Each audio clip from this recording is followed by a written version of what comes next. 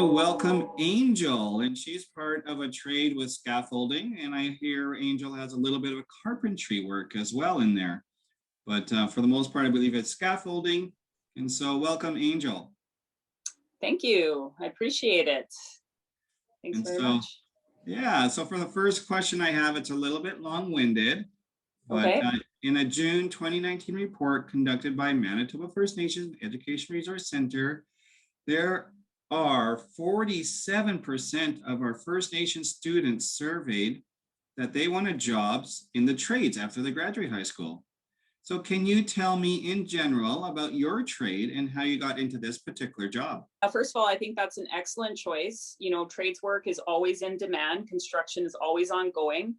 Even throughout the pandemic, you know what? I was able to work through the entire pandemic because construction never stops. It's an essential trade. So yeah, I guess I kind of fell into it. Actually, I was living out in Alberta for 8.5 years, and I fell into the trades just because it's a natural thing out there. Like Alberta has, well, I mean, I'm not so sure right now, but they have a heavy trades industry, right? So I actually started out in ironworking, and then I decided to, I moved to Vancouver for a couple of years, and as a union iron worker, I found that in Vancouver, the unions didn't have as much work. So I transitioned over and took a carpentry job. Now, scaffolding is a leg of carpentry. So the way it works is if you become a journeyman carpenter, you'll always be paid as a level 3 scaffolder. There's 4 levels to scaffolding. Right now, I'm a level 2 scaffolder. So I get paid at a rate of about $25 an hour. They generally start you at about, as a pre-apprentice, I think it's like 19 something an hour, and then you go up to about 22 bucks an hour. And then it gradually goes up until I think you top out around like 36 bucks an hour. And like scaffolding is a piece of carpentry, but in the end, I think you actually, I'm pretty sure, I could be wrong, but I'm almost certain you make more money than a carpenter as a scaffolder. And I think that has to do with the risk involved. Like definitely, if you don't like heights, scaffolding is not a good thing for you. And also the physicality of it. Like I actually chose scaffolding. I took a scaffolding job just when there was no carpentry gigs, and I stuck with it because I like the physicality of it. Like I was a high level athlete. So you know what, basically you're lifting like weights all day. And like, especially working in the city, you're constantly like offloading trucks. It's very, very physical. They call it like a young woman's game, right? Just because it does require, like it will get you into shape. And unlike other trades too, scaffolding, like you're building temporary work structures. So another thing I really like about it is the fact that, you know, I guess there's less revisions. Like you have your materials with you. You don't have to revise as much as when you're doing carpentry and you're doing like a finished, you know, a finished product, right? Or a permanent structure, right? Like you don't always have to like measure down to the millimeter or anything, right? So it's very fast paced, good work, but definitely keep in mind that it's very physical. So one thing you mentioned there was you're a professional athlete at one time? I was, yes. I was a boxer, and I've done like Muay Thai kickboxing too, and one MMA fight. Wow, awesome. All right. Personal trainer too. But there wasn't a lot of money in that. So you know what? I've been to college twice, and I still ended up doing construction because trades, you can make good money. And you know, the other things I went to school for, I found like there was inconsistencies in the amount of money I made. So it's really been nice, and it's helped me feel a bit more stable. All right. So students, you hear that. If you want to stay fit and keep fit, or get into shape and make money, scaffolding might be, you know, an area to explore. All right, moving on to question number 2, Angel. Do you need an education for scaffolding? And if so, how much education is required? I'm not too certain. Like when I started in Alberta, and this would have been like a few years ago now. At the time, it was grade 10 education was required. It might have moved up to grade 12, and I know that can vary, I think, in different provinces. So I'm going to guess that you maybe need grade 12 but it could also be grade 10. I can't tell you for certain. I'd have to look it up. So it sounds like that could be something for students to explore, but it looks Yep. like from what you're saying that it could be right out of high school to start this job. Oh yeah, you can definitely work right out of high school. We have a lot of young people that come in and they do it for like summer work between universities. Some people stick with it, and other people use it just to gain enough finances so that they can get through school and pursue other things as well. I think students that could be very attractive to some students who may not want to go to college or university, or to supplement some income while in college or university as well. Yep, absolutely. All right, so moving on, next question. What is a salary range? And I know you alluded this a little bit already, but what is a salary range in general for your trade? Okay, so as a pre-apprentice, I think you work your first 300 hours at around $19 an hour, and then you go up to a first year apprentice rate, which will be around just under the $22 an hour mark. And then you do schooling blocks and hours to get your raises. So like you usually do, I think, about 1,500 hours between each block, and then you have to do a 3-week training block in school to get your raises. And there's 4 levels, right? So again, the first level is around 22. Right now I'm at about 25, and you get about a $4 an hour jump every time. So it's a significant raise every time you complete a school block and you get your next set of hours. So it's pretty decent. Yeah, it sounds like it's a lot of incentive to complete those school blocks for a $4 an hour raise. That's really significant. Oh, it is. And it's also the great thing with scaffolding school blocks, it's not considered a red seal trade because it's a part of a red seal trade, which is carpentry. But that makes the schooling blocks shorter because you just take them through your union hall. I'm not sure what people do when they're non-union. I'm not sure how that goes, but when you're a unionized scaffolder, you take your blocks through your training, through your hall, through your training program, which is paid through your union fees too, and it's less time in school, so it goes by fairly quick. So did I hear that you do get paid while you're doing the schooling blocks? No, you don't get paid during your schooling blocks, but you have less time in your schooling blocks. So what? And also too, one tricky thing with the schooling blocks is because when you do a red seal trade, you go on EI, but you fill out a special like EI form for being in school. And when you do scaffolding schooling blocks, you just go on a regular EI. So that's something a lot of people make that mistake, and then they have trouble collecting their EI because it's not considered red seal. So you apply through a different EI when you're in school, but you still get paid through EI. Okay, so that's good that there's still a source of income while I'm in school, and the school blocks are shorter, like you said as well. Absolutely, yeah. These are all a lot of good incentives for becoming a scaffolder. Yep. All right, so that actually answered 2 questions ahead. So now I'm going to backtrack to this next question. Please describe a typical day at work for you. Okay, a typical day would be, I don't drive a vehicle, so I end up carrying my gear. I have a pretty heavy work bag, so I get on the bus early in the morning with my big work bag that has like my fall arrest gear in it and my belt and my tools. And then I go out to whatever site I'm working at. Because I work in the city, my company, MFNERC Scaffold, they release their schedules. Everything's done online now. It's all done through computers. So we have an online calendar and an open group chat where we find out our locations for our job the next day. So I could start anywhere between 7 in the morning to like 9 a.m. in the morning. And I could be working like an 8-hour day, maybe a 10-hour day. So, I mean, it definitely does vary quite a bit.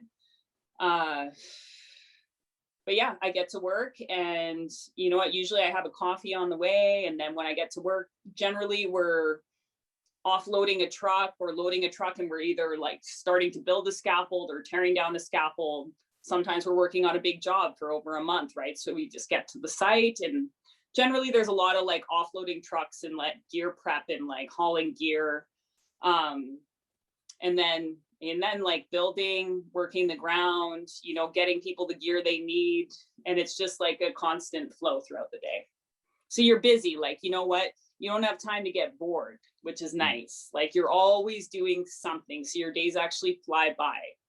Yeah, it does sound like it'd be busy physically demanding, and you get to work along with others too, right? So That's right. That's right. And you know what? nice to build that You get to rapport. know, sorry? Oh, it's just kind of nice to build a rapport with others in the work field, right? Yeah, you get to know the people that you're working with. And like, you know, I've worked with some really great people, and you know what? You can build some really good friendships, and you can learn a lot from people as well. You know, there's a lot of experienced people out there that can teach you things. You know, you go home when you learn something and you get better at what you're doing, you feel good about yourself, you know? And it's very satisfying to learn new things and to be good at what you do and to take pride in your work. And that kind of leads me into this next question. If I pick one trade and don't like it, can I switch trades? Like if I pick scaffolding and say, you know what, this is too physically demanding for me, I need to try something else. Is that still an option? Yeah, you can always switch trades. I've done it. Like I started in ironworking, right? Then I moved to carpentry, and actually I started in laboring. I took a labor job, then went to ironworking, and then I went to carpentry, and then I went to scaffolding. I kind of moved around till I found something that fit, that was a good fit for me. And the good thing about trades work too is, you know, you can walk into a hall, into a union hall, and like generally if they need people, you know, they can get you started. A lot of halls too, you don't need any money to get going. You know, some halls will actually offer a 2-week training program to get you started, where you'll do 2 weeks of training and you do it for free. I know this is what I did when I did ironworking years ago, but they promise you a job coming out of it on completion. So like there's a lot of different ways it can be done. And I think each union hall kind of has their own way of doing it. And again, I'm not super familiar with non-union and how that works, because I've always been a union worker. In Alberta too, for women, they have a Women Building Futures program where they actually they offer subsidized housing. So you get like 6 months of cheaper housing, and they run women, a lot of like single mothers and women in harder situations. They run them through a program where they can try a little bit of every trade. That's part of this schooling that they do while they get subsidized housing. So there's a lot of stuff out there. There's a lot of ways to get started. I'm more familiar with Alberta because I lived out there for a long time, but there's multiple ways you can get into different trades. And you know what? If you're a hard worker, you have good work ethic, you show up on time, you're reliable, there'll always be a desire to have someone like you working in the trades. Always need people like that. Oh, that's awesome. Hard worker, you know, showing up, being punctual, and getting along with others. You know, some of these are some essential skills, students, that you need to be aware of, and know which ones that gravitate towards you. And like Angel, like you said, kind of find out what's a good fit for you. So don't be afraid to try something. If it doesn't work out, switch something else and try it too. Yep, absolutely. There's nothing wrong with starting over. It's never too late. So if anyone ever tells you it's too late to go back to school, to get a university education, I've seen people do it at 65 years old. It's never too late to learn something new or to try something new. Never too late to start over, ever. Words of wisdom from Angel. Awesome. Now, one thing you mentioned in that, in answering the last question, Angel, was that you are in a unionized job, I believe, right? So what's the difference between a union job versus a non-union job? Well, I know with unions, you pay your union dues. You have your benefits and stuff provided through the union, and you collect benefits, I think, based on you keeping like full-time hours for a certain amount of time. Like say you don't work for a few months, I think your benefits start to decline after that, but I've been working full-time for a long time. So I've had active benefits for a while. Also to the training programs that are offered through our union hall are very specific to our hall. They offer first aid, they offer other things like forklift, fall arrest. They offer things that are pertinent to both carpentry, scaffolding, and actually in our hall, there's also millwrights as well. So they offer all kinds of programming to upgrade your certifications and so on. So I know the union takes care of that. Plus they take care of your apprenticeship book too. So you don't have to worry about managing your own apprenticeship hours and having to chase people around to keep track of your hours, because your hall does it. Nice. Well, it sounds like the benefits of being in a union definitely pay off. Yeah, I find they do. Nice. Now, This all sounds great and fabulous. If I want to learn a trade, what is the best way to get started? And is there anything I could do now in high school even to get started? I think that you could probably gather information. I think a lot of high schools, and I think especially the technical training, like Tech Voc and stuff, they probably have information on it. But there's like Apprenticeship Manitoba, right? I think there's Apprenticeship Manitoba. It's a building somewhere downtown that you can always go down to, right? And you can always ask questions there. You can actually just like, if you have an interest in something particular, like say like the iron workers, the boiler makers, the carpenters, you just look up where their hall is, right? Even the laborers hall, there's like, there's one or two laboring halls, I can't remember. There's one called like Iuna or Luna, that's just like over the Disraeli Bridge, and you can just walk into there if you're looking for work and just tell them what kind of skills you have or what you want to do. You can basically do that with any hall, you know, and if you set a good impression, you know what, hey, you might be working the next day. You never know. If they don't have a lot of work, they might be calling you in 2 or 3 weeks. You know, that's just the way it works. You go in, you know, you show an interest in learning, an interest in being there. Chances are you'll get an opportunity. Nice. So when you say a hall, is that like a union hall? A union hall, yes. And there's union halls for every trade in Manitoba. Most of them are in Winnipeg. I'm pretty certain they're all in Winnipeg, the main halls. So yeah, so if there's something you're interested in, again, like just look it up. The union hall should pop up online for it. And you know what, just go down there in person. Maybe with COVID, it might not be the same. You might want to like call, because I know a lot of places aren't just letting people walk in. So I know things have changed that way, but that's what I've always done. I've always just walked in and been like, hey, this is what I want to do. You know, I'm strong. Like, you know, I can handle myself, you know. I don't, you know, I have a thick skin, so I can handle being in kind of like a rougher atmosphere, and, you know, I'm not overly sensitive.